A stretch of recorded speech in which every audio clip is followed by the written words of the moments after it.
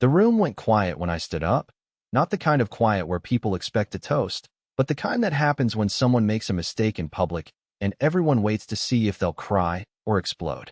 I didn't do either. I just walked out, left the half-eaten lamb shank on my plate, the candle flickering like it knew something was about to fall apart, and stepped past the rows of wine glasses and fake compliments and her laughter. God, she was still laughing. Somewhere behind me, someone whispered my name. I didn't turn around. The elevator took forever. I could see my reflection in the stainless steel door. I looked like a man who had just watched his world shrink in front of an audience. And then, just as the doors finally opened, she appeared. Not her. Not the woman I came with. It was her friend. The same one who had watched it all happen without blinking. The one with the quiet voice and sharper eyes than I ever realized. She didn't say anything at first, just stepped in beside me. As the elevator doors closed, she finally looked up and said, "That wasn't okay." I didn't reply. She leaned against the wall, arms crossed, and added, "Let's step outside when we hit the ground floor. You need to hear something, and I'm done keeping quiet."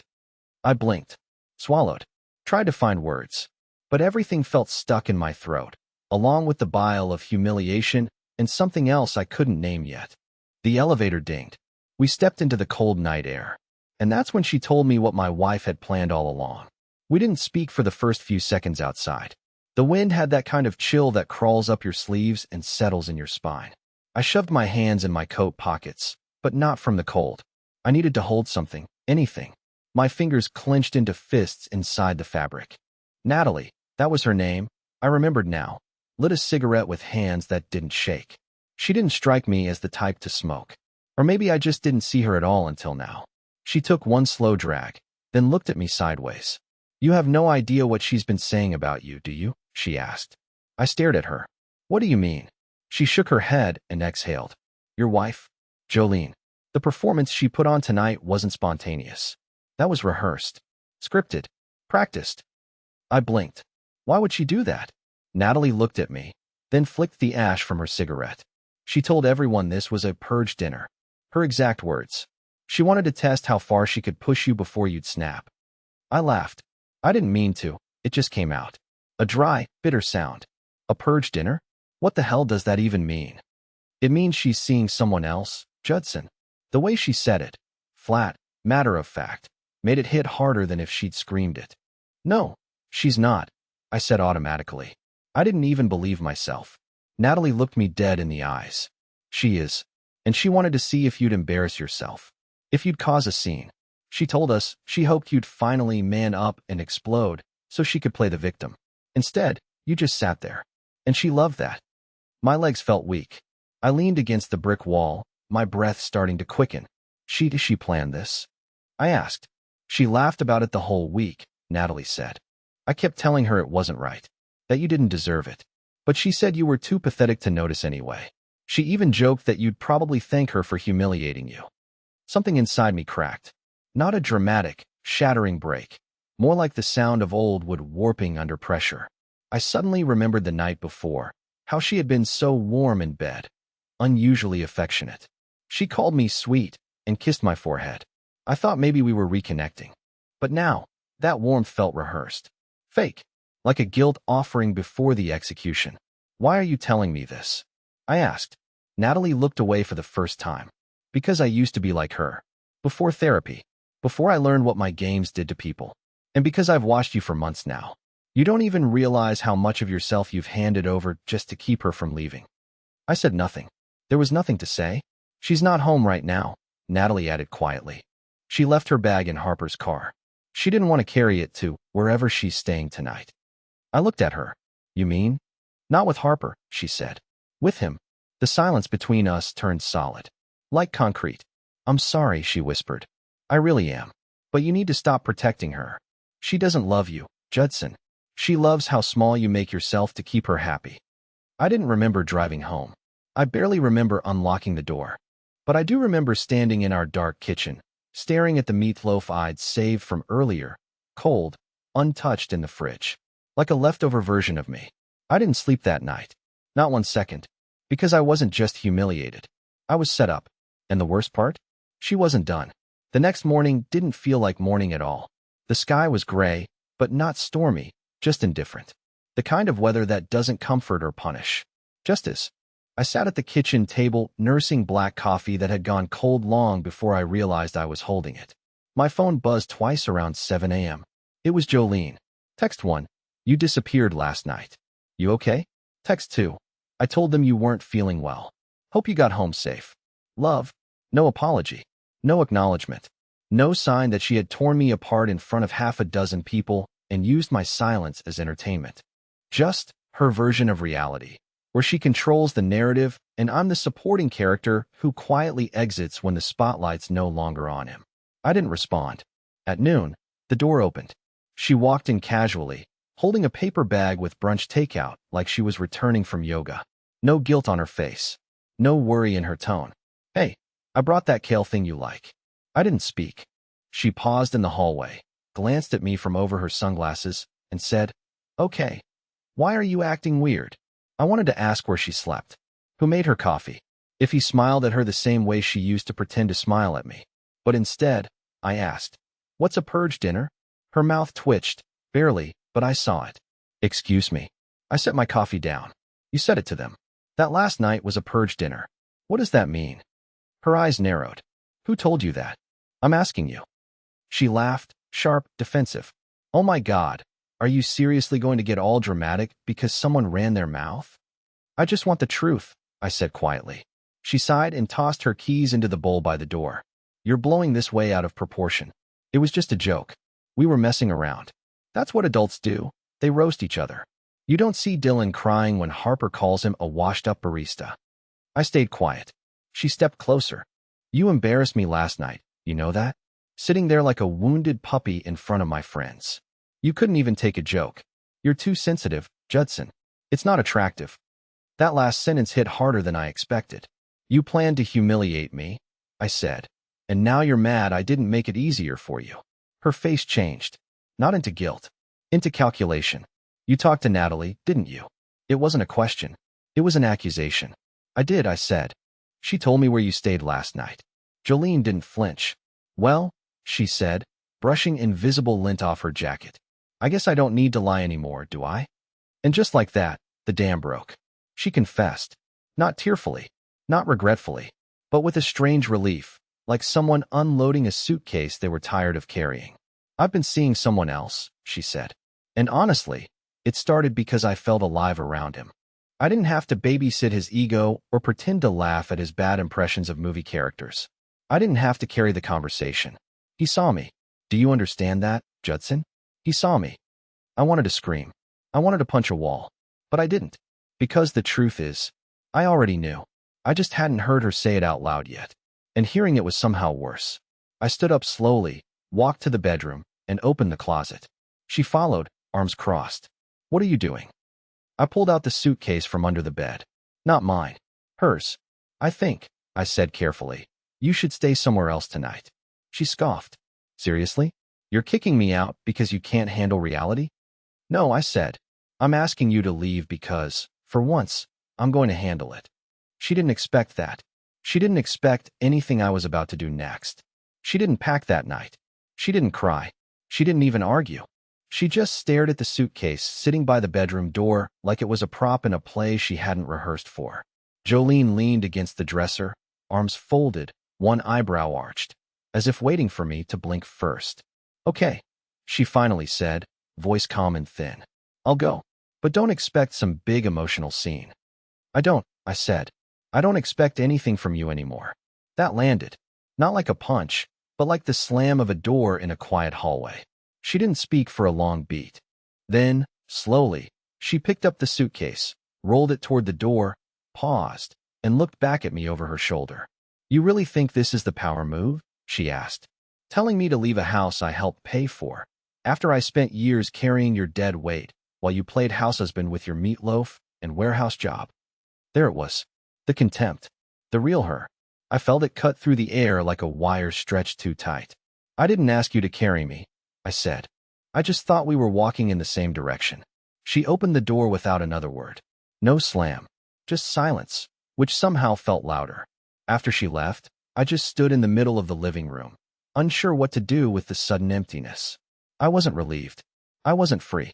I was numb, like someone who survived a crash but hadn't looked down to see if they were still bleeding. I didn't call anyone. I didn't post online. I didn't rage or cry or trash her things.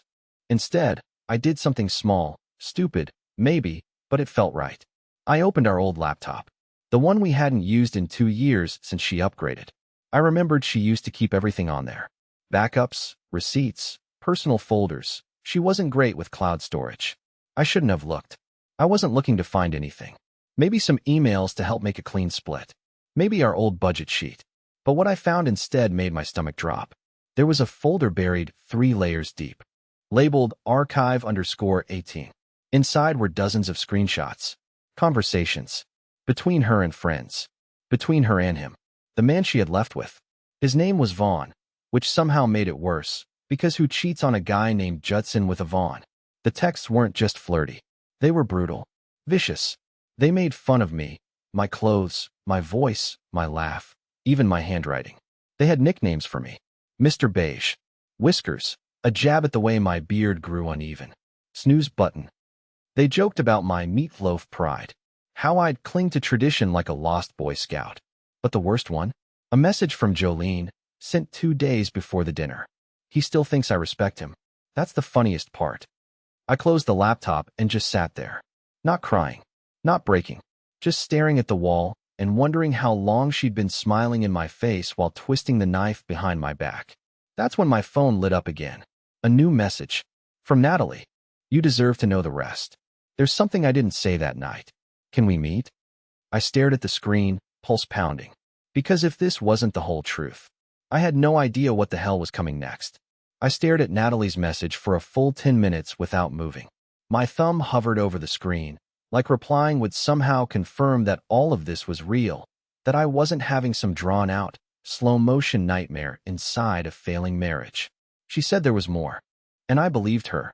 Jolene had already detonated what was left of my pride, but Natalie?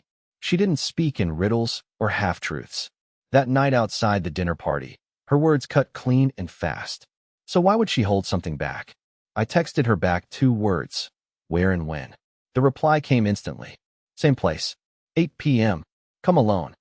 Same place. That rooftop bar above the restaurant. I remembered it now. I had stood there once years ago, early in our marriage, thinking about proposing there if I ever got a second chance to do it all right. Back when I thought Jolene and I were unshakable. Back when I thought being a good man, a steady man, was enough. It was strange walking into that building again. Everything looked the same, but I wasn't. I felt like a ghost entering the scene of his own murder. Natalie was already there. Same dark coat, same calm expression, same eyes that seemed to see more than they should. She didn't hug me. She didn't smile. She simply slid a manila envelope across the table as I sat down. It was thick. My stomach twisted. I wasn't sure if I should even get involved, she said before I could ask anything. But after what she did to you at that dinner, I couldn't stay silent anymore. Jolene isn't just cheating. She's building a story, and you're the villain in it. I opened the envelope. Inside were printed screenshots, photos, and audio transcripts. This is what she's been sending to Vaughn's divorce lawyer, Natalie said quietly. She's planning to claim emotional neglect, painting you as controlling, cold, dismissive. She told him you shut her down emotionally, that you used to monitor her texts, that you made her feel unsafe. I couldn't believe what I was reading. Messages where she said I watched her every move and isolated her from friends. Claims that I was emotionally volatile and financially manipulative. It was fiction, all of it. And worse, it was strategic. She's trying to get ahead of any fallout, Natalie continued. She told Vaughn she wanted to protect her assets, that if you found out, you'd turn bitter, aggressive, that you'd ruin her career. I've never touched her, I said quietly. I never even yelled. I know, she replied, but she's rewriting history. And she's smart enough to do it in a way that sounds reasonable. It won't look like an attack.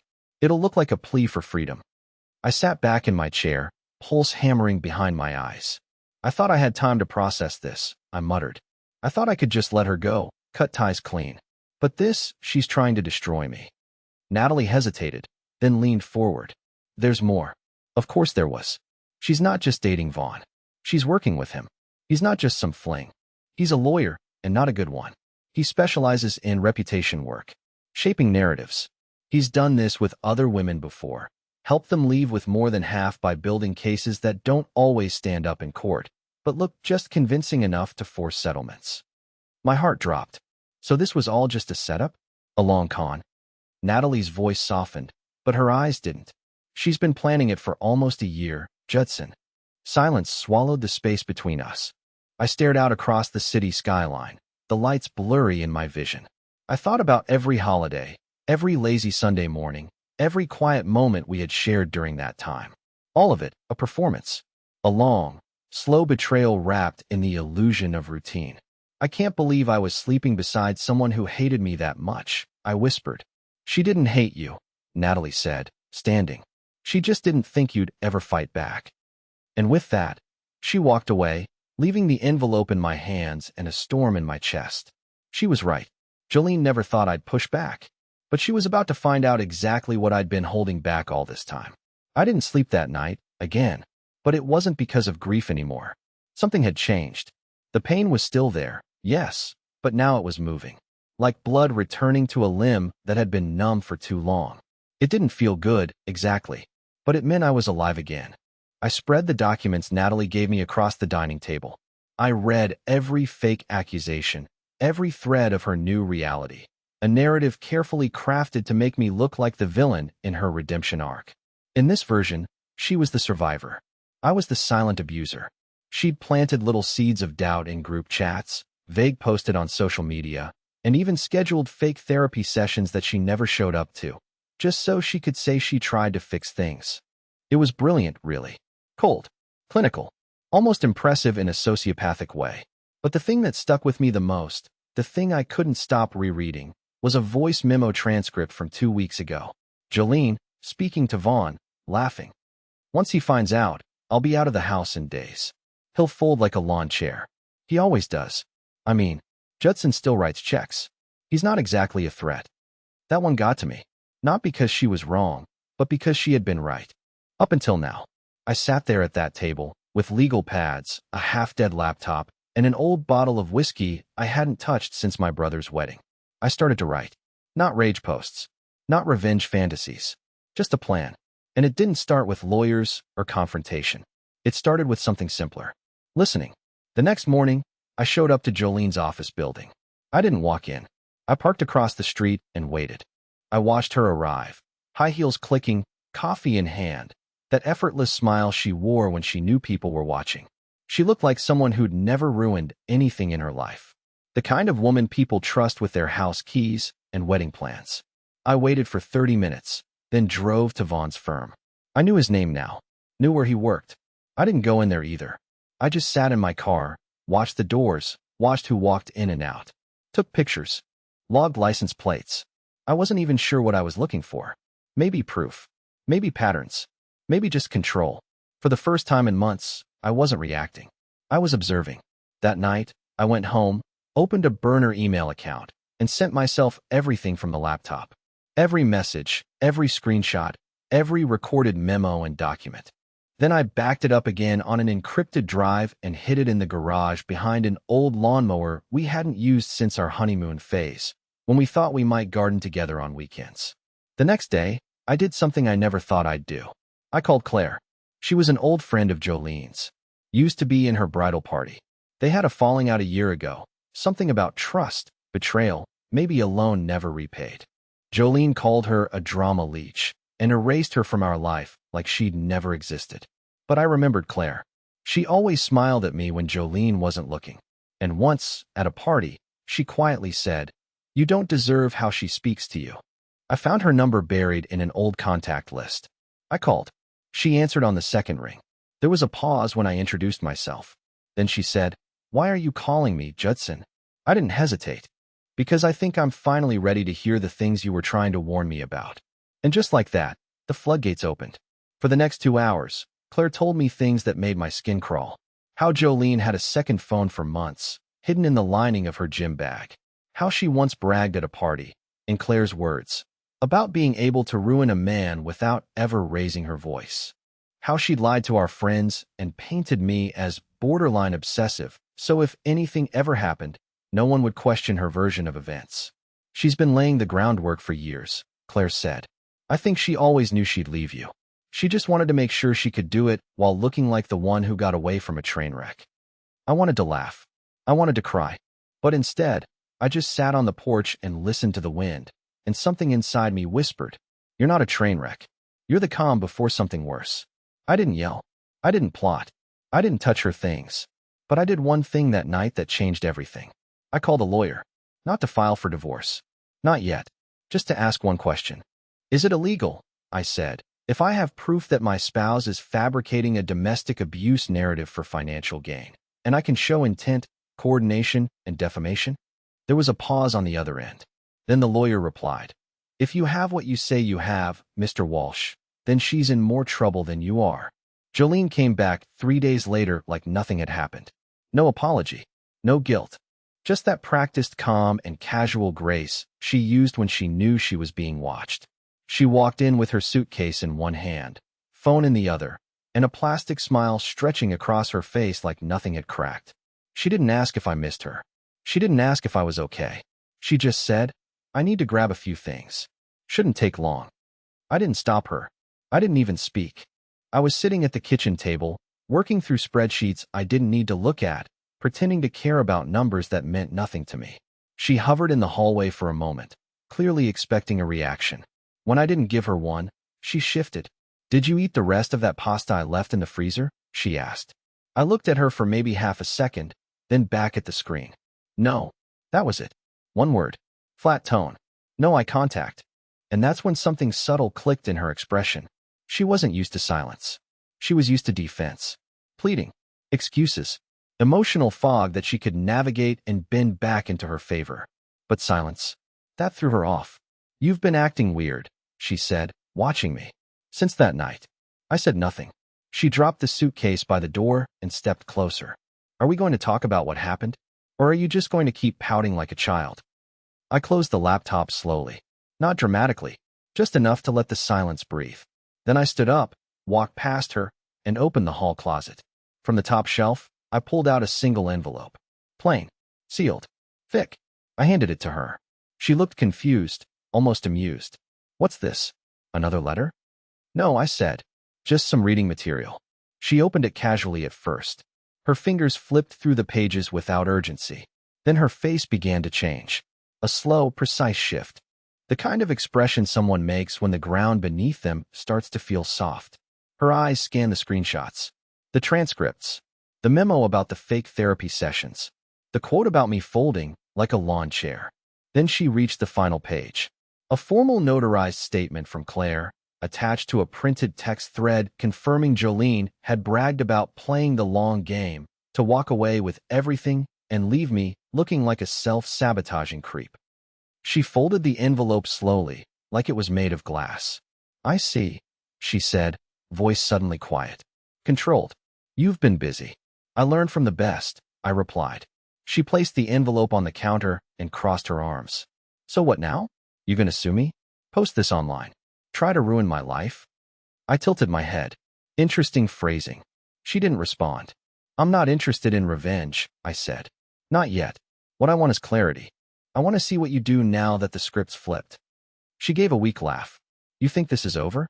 You think anyone will believe that I don't need anyone to believe anything," I interrupted.